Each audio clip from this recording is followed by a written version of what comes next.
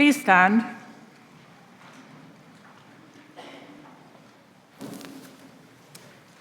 The Passion of our Lord Jesus Christ, according to Luke.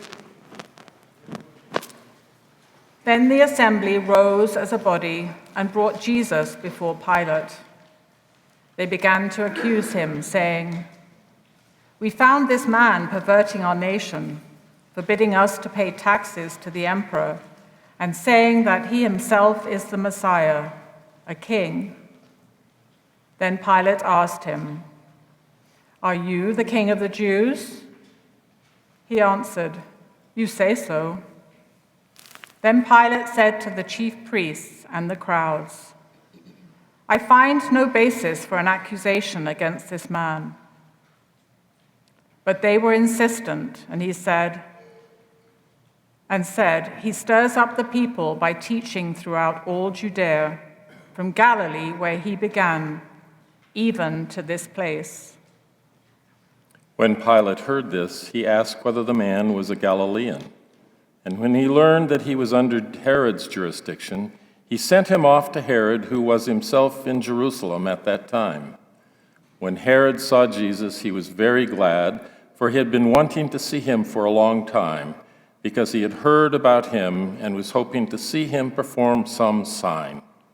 He questioned him at length, but Jesus gave him no answer. The chief priests and the scribes stood by, vehemently accusing him. Even Herod with his soldiers treated him with contempt and mocked him. Then he put on an elegant robe and sent him to Pilate. That same day, Herod and Pilate became friends with each other. Before this, they had been enemies. Pilate then called together the chief priests, the leaders, and the people, and said to them, "You brought me this man as one who was perverting the people. And here I have examined him in your presence and have not found this man guilty of any of your charges against him. Neither has Herod, for he sent him back to us. Indeed, he has done nothing to deserve death. I will therefore have him flogged and release him." Then they all shouted out together, "Away with this fellow! Release Barabbas for us." This was a man who had been put in prison for an insurrection that had taken place in the city and for murder. Pilate, wanting to release Jesus, addressed them again, but they kept shouting, "Crucify, crucify him." A third time he said to them, "Why? What evil has he done? I have found in him no ground for the sentence of death. I will therefore have him flogged and then release him." But they kept urgently demanding with loud shouts that he should be crucified, and their voices prevailed. So Pilate gave his verdict that their demand should be granted. He released the man they asked for, the one who had been put in prison for insurrection and murder, and he handed Jesus over as they wished. As they led him away, they seized a man, Simon of Cyrene, who was coming from the country, and they laid the cross on him and made it carry behind Jesus. A great number of the people followed him, and among them were women who were beating their breasts and wailing for him. But Jesus turned to them and said, "Daughters of Jerusalem, do not weep for me, but weep for yourselves and for your children. For the days are surely coming when they will say, 'Blessed are the barren and the wombs that never bore, and the breasts that never nursed.' Then they will begin to say to the mountains, 'Fall on us,' and to the hills, 'Cover us.' For if they do this when the wood is green, what will happen when it is dry?" 2 others also, who were criminals, were led away to be put to death with him.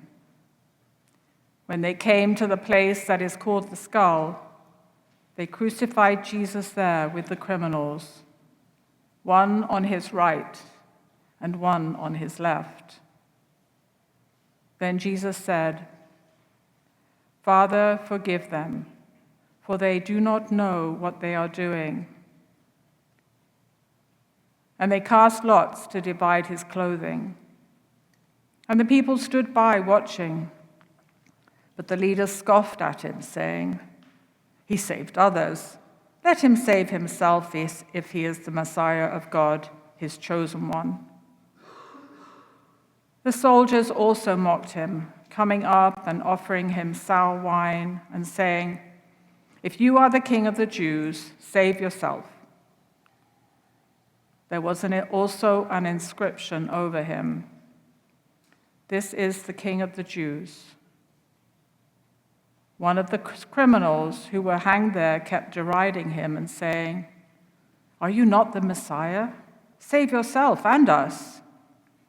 But the other rebuked him, saying, "Do you not fear God, since you are under the same sentence of condemnation? And we indeed have been condemned justly, for we are getting what we deserve for our deeds. But this man has done nothing wrong." Then he said, "Jesus, remember me when you come into your kingdom." He replied, "Truly I tell you today, you will be with me in paradise." It was now about noon, and darkness came over the whole land until 3 p.m, while the sun's light faded and the curtain of the temple was torn in two. Then Jesus, crying with a loud voice, said, "Father, into your hands I commend my spirit." Having said this, he breathed his last.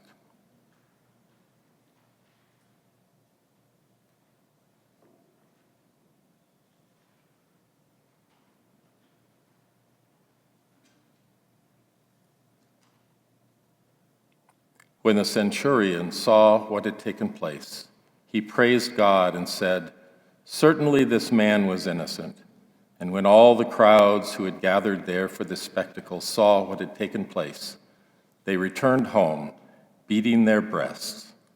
But all his acquaintances, including the women who had followed him from Galilee, stood at a distance watching these things.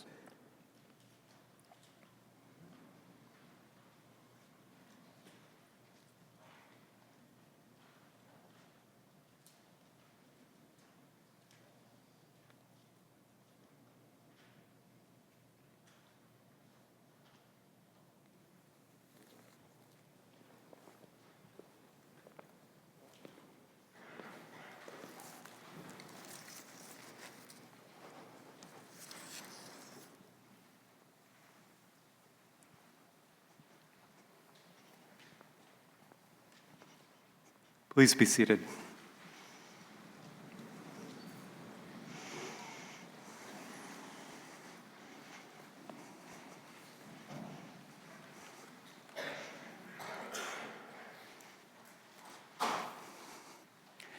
It's beautiful, isn't it?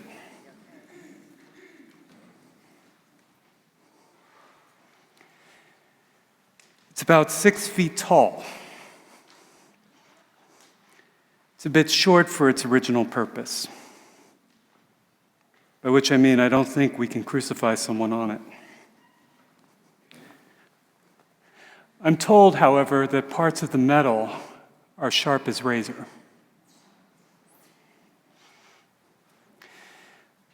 I spent years of graduate work studying torture methods and rhetoric around the use of torture. I cannot walk into a sanctuary without considering the cross for what it is.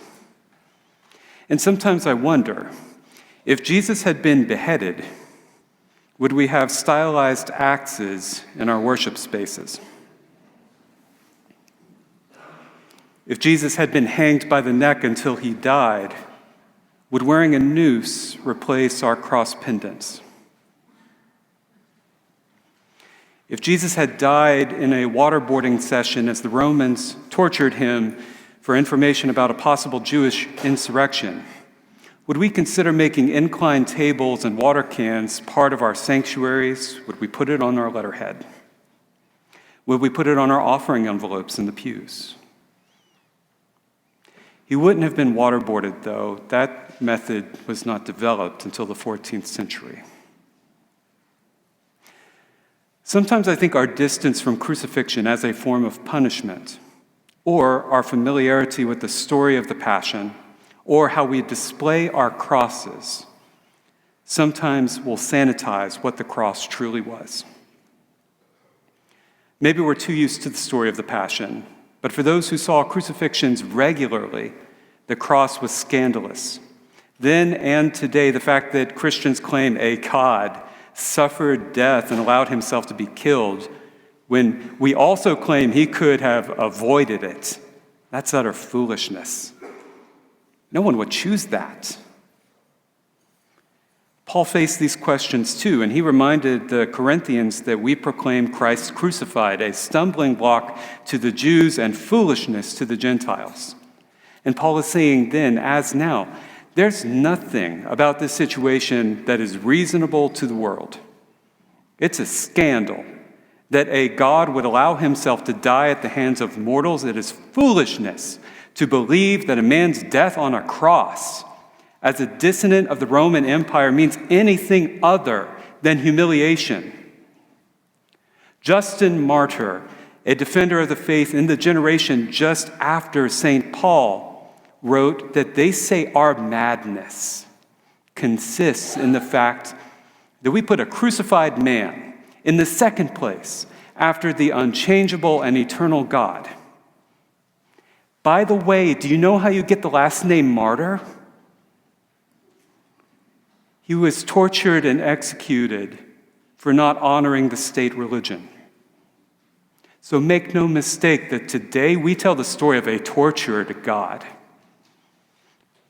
And we tell this story actually every week as a matter of historical fact in the Creed. When we name the regime that tortured and killed Jesus, he was crucified under Pontius Pilate.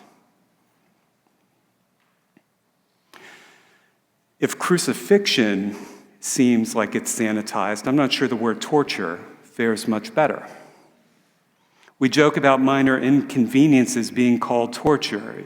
Its meaning can be watered down by overuse. It can be trivialized. But even when torture is taken seriously, it's hard to fully appreciate. Even in regimes where torture is practiced, the survivors recount that knowing that it was possible and then experiencing it are worlds away from each other. To be tortured means that you find your own existence utterly reduced to your body in pain. Not simply because you hurt, not simply because of chronic injury, but because someone wants you to be in pain for their own ends. Nothing exists in those moments but the pain.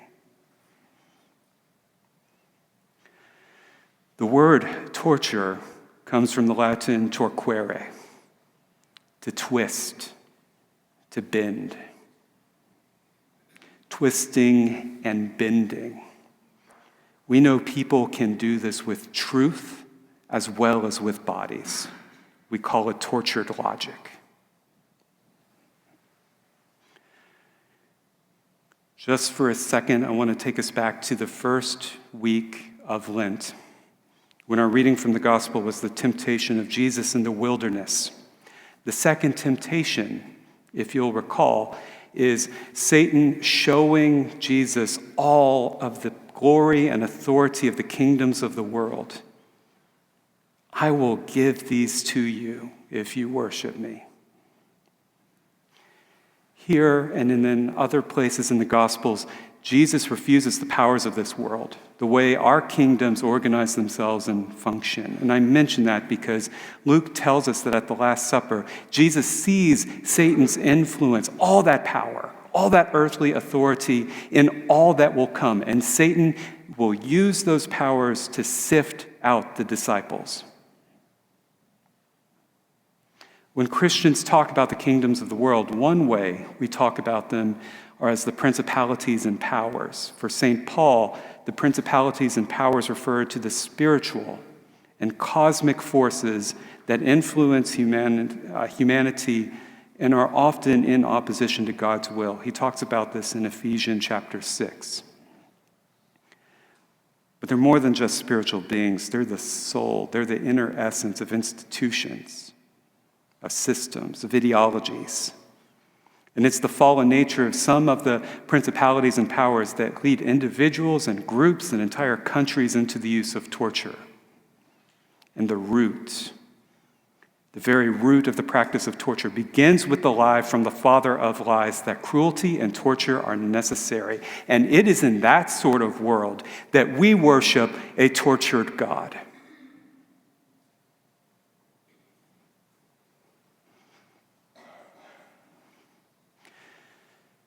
For everything else that follows in this sermon, it has to be said, torture is never just about pain. Pain is the tool.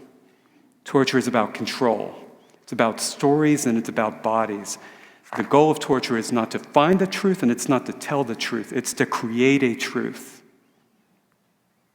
It's to create a truth that is most favorable for the powers and the principalities who practice.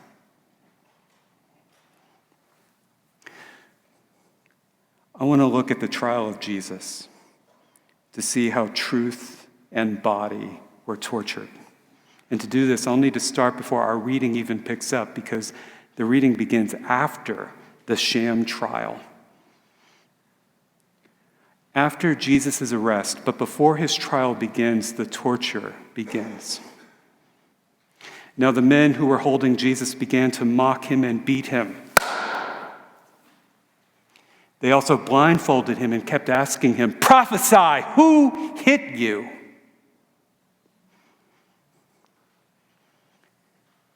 This is the closest we get to sadism for sadism's sake in the story.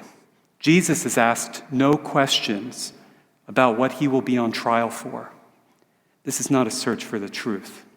Those who are beating him want desperately to confirm that he cannot have power. He cannot act with power.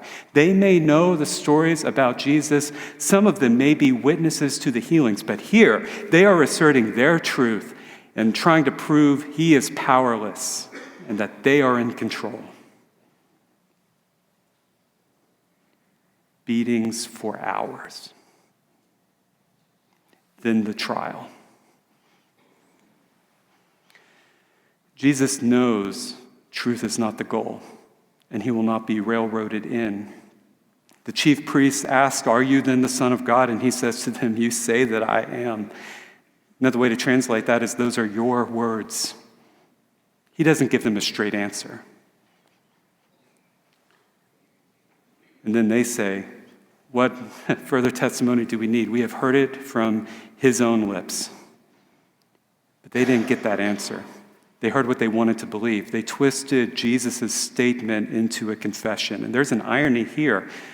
They accidentally named the truth they are trying so hard to deny. Once they feel like they have the proof, then it's to Pilate. And that's where your reading picks up today.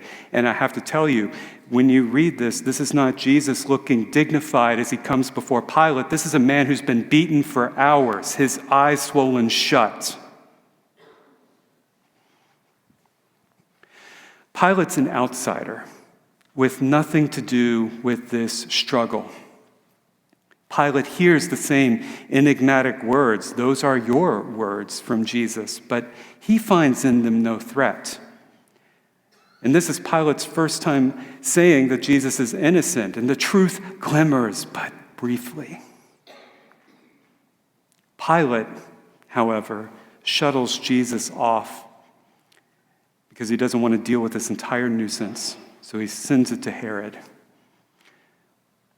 We're told Herod was glad to see Jesus, but Jesus refuses to answer Herod, who wanted to see Jesus perform like some sort of court magician. So they ridicule him, and they put him in a nice robe. It's a mocking sign of innocence, of restoration. And then they send Jesus back to Pilate. An odd detail emerges from this. That same day, Herod and Pilate became friends with each other. Before this, they had been enemies. Isn't that odd? In the moment of Jesus' humiliation, he brings about the reconciliation of enemies. And despite the power of Pilate the prefect and the tetrarch of Herod, despite all that power, they cannot and will not free the person who stands before them guiltless. What power do they have? Pilate then called together the chief priests, the leaders, and said, "You brought me this man as one who is perverting the people. And here I have examined him in your presence, and I've not found this man guilty of any of your charges. Neither has Herod, for he I will therefore have him flogged and released." Why would Jesus be flogged? Pilate just said he's innocent. Why would Jesus be flogged? By the way, flogging involves a whip knotted with metal. It flays off the flesh. If the blood loss doesn't kill you, the infection will. Why flog an innocent man? Two reasons come to mind. First, it's to placate the religious authorities, confirm the might of Rome. Pilate did not want to appear weak in front of them. The other reason is that it shows to all that whoever this innocent man is, it is nevertheless a fearful thing to fall under the eye of the empire. So Pilate will flog him even though he says for the second time, Jesus is innocent.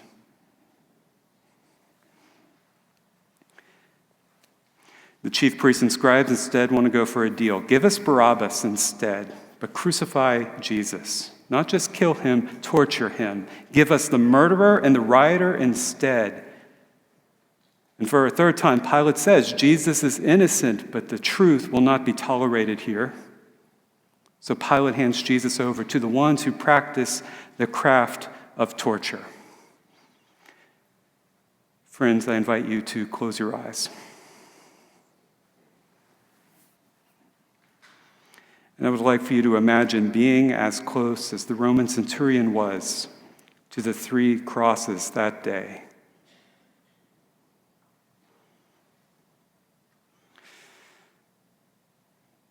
Can you see the blood pouring down on the wood of the cross from pierced ankles and wrists, soaking and staining in the noon sun? Can you smell the coppery scent of blood mixed with the stench of men who have soiled themselves from the pain?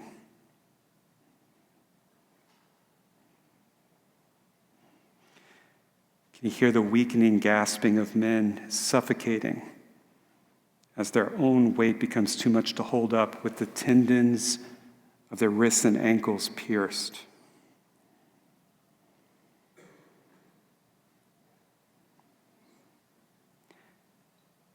Imagine that cross above our altar.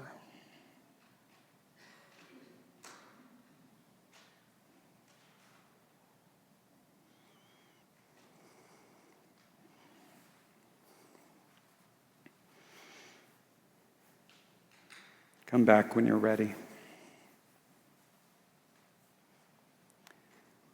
Something else happened that day.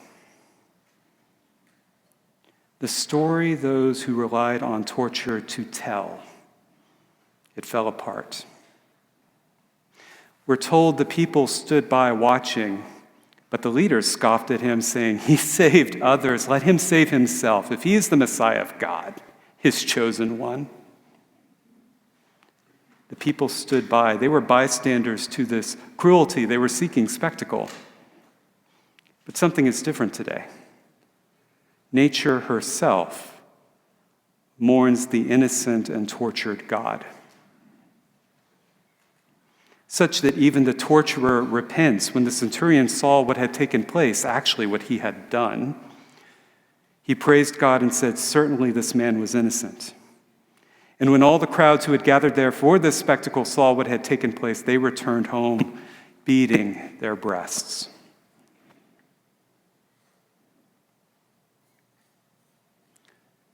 We're told in the days after Jesus' ascension, thousands converted to Christianity.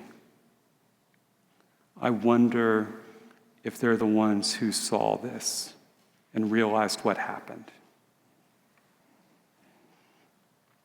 They were confronted with the full reality of the powers and the principalities and the cruelty of their own leaders, and they recoiled in horror. Can the cross still horrify? What if we looked at the crosses we decorate with, or the crosses we wear, not only as the sign of what God conquers in the resurrection, but a sign of solidarity with the God who knew torture, whose kingdom is diametrically opposed to the way torture twists bodies and truth?